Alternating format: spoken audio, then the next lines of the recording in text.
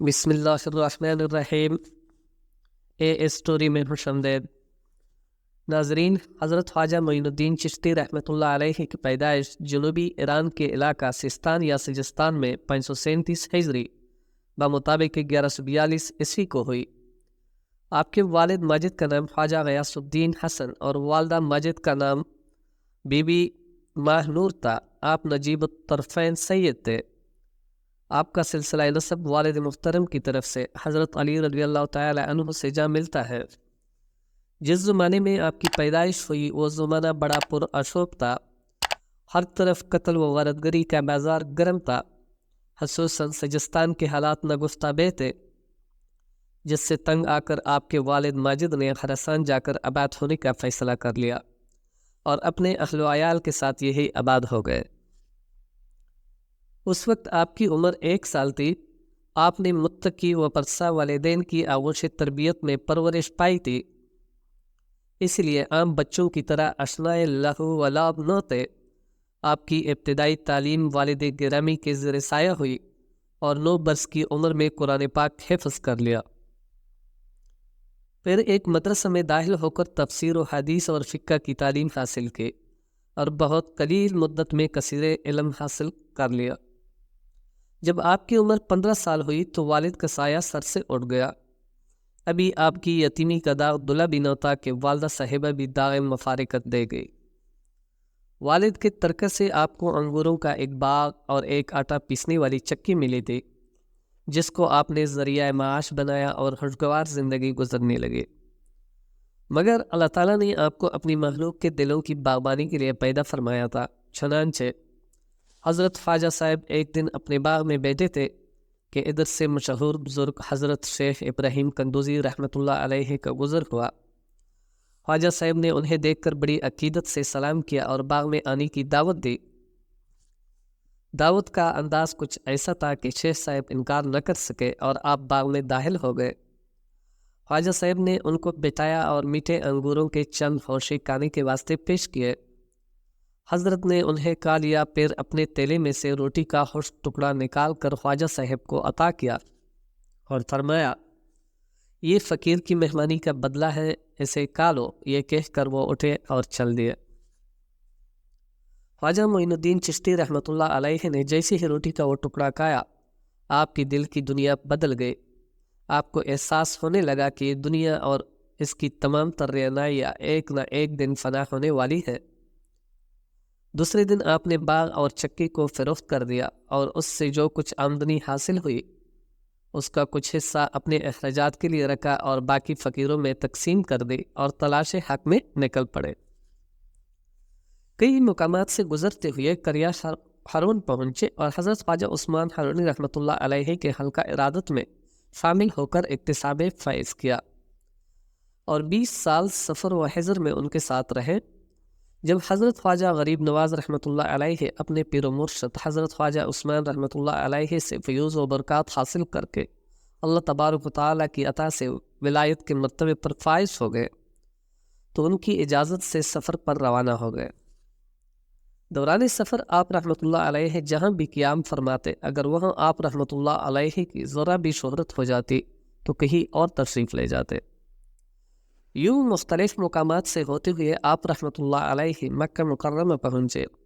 کچھ روز وہاں قیام کرنے کے بعد مدینہ منورہ چلے آئے، جہاں وہ روضہ رسول صلی اللہ علیہ وآلہ وسلم کی زیارت سے مشرف ہوئے اور اس کے قریب مقیم ہو گئے۔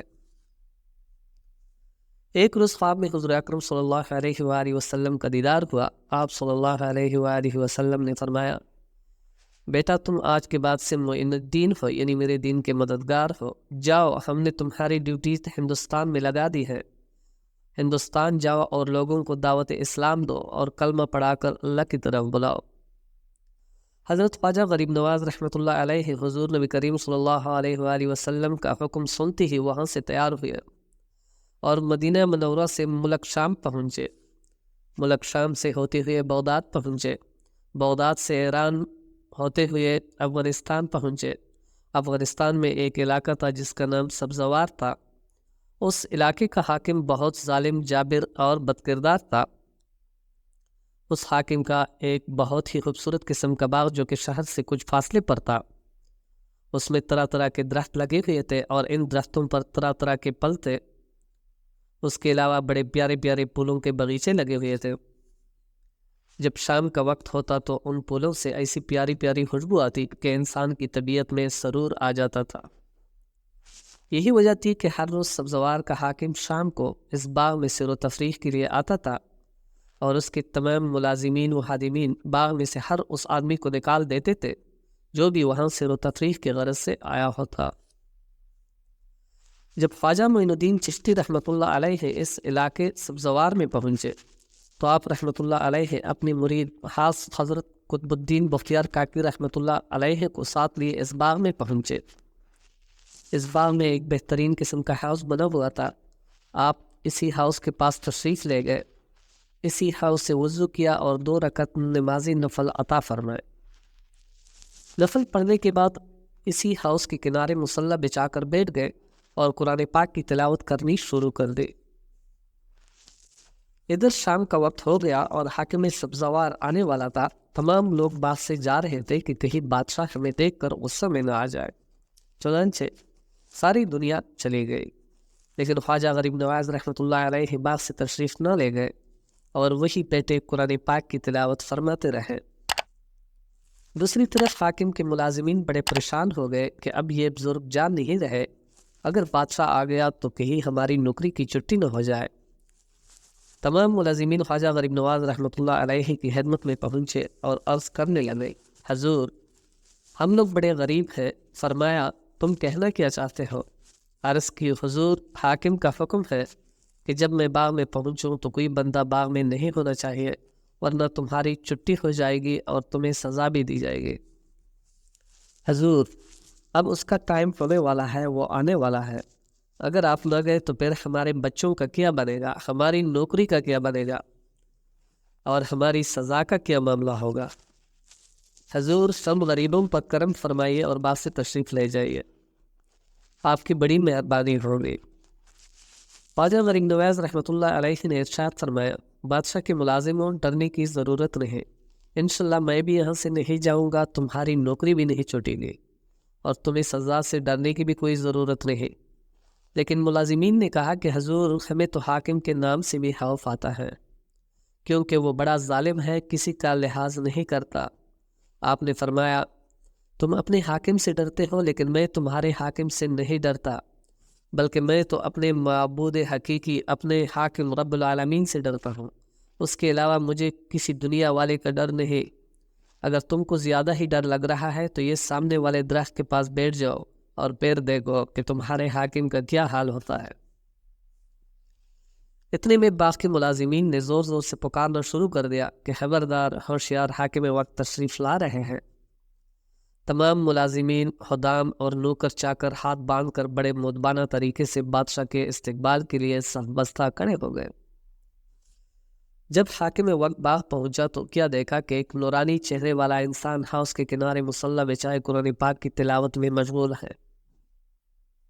بادشاہ نے جب یہ منظر دیکھا تو بڑے غصے میں آ گیا، تمام ملازمین کو اپنے پاس بلایا اور غصے میں لال پیلا ہو کر کہنے لگا کہ او کمبختو، کیا تم نے میرا حکم نہیں سنا ہوا کہ جب میں سیر کی غرض سے باغ میں آؤں تو کوئی بندہ باغ میں نہیں ہونا چاہیے؟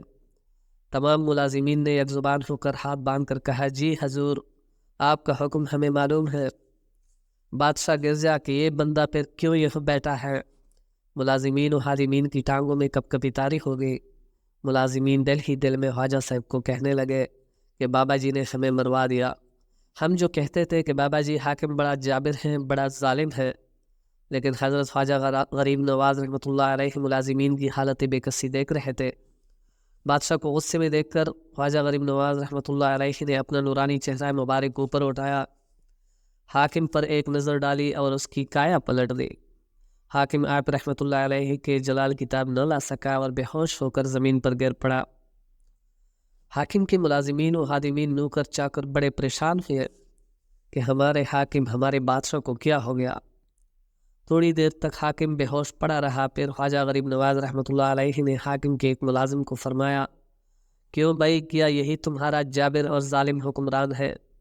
جو کسی کو گنتی میں شمار نہیں کرتا تھا، جس کے حوض سے تمہارے سانس اکڑے ہوئے تھے، جس کی دہشت سے تمہیں اپنی نوکری کا خطرہ ہو گیا تھا۔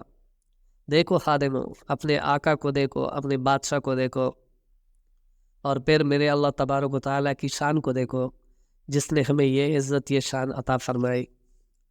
ملازمین نے عرض کہ حضور، ہم آپ کی بزرگی کو مان گئے ہیں، واقعی آپ اللہ کے بہت مقبول و محبوب بندے ہیں۔ خواجہ صاحب اب مہربانی فرماؤ، ہمارے حاکم کو ہوش میں لاؤ۔ خواجہ غریب نواز رحمۃ اللہ علیہ نے ایک ملازم کو حکم دیا، جاؤ حوض میں سے تھوڑا سا پانی لے آؤ۔ ملازم گیا اور حوض سے پانی لے آیا۔ حضرت غریب نواز رحمۃ اللہ علیہ نے اپنے ہاتھ میں پانی لے کر چمٹا مارا، بس چمٹا پانی کا مارنا ہی تھا کہ حاکم ہوش میں آ گیا۔